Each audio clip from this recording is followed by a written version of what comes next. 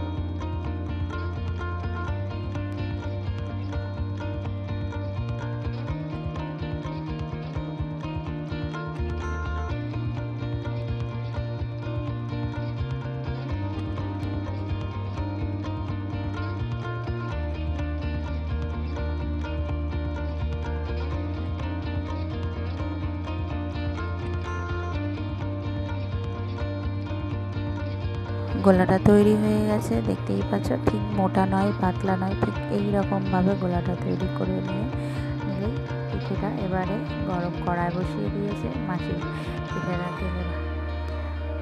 তেলের উপরে ছাড়বে, ভাজবে। আর আমার তো খুব ভালো লাগে গুড় পিঠে খেতে। তোমাদের কার কার ভালো লাগে অবশ্যই জানিও। আর ভিডিওটা বিনা স্কিপ করে দেখার জন্য অনুরোধ রইল বন্ধুরা তোমাদের কাছে।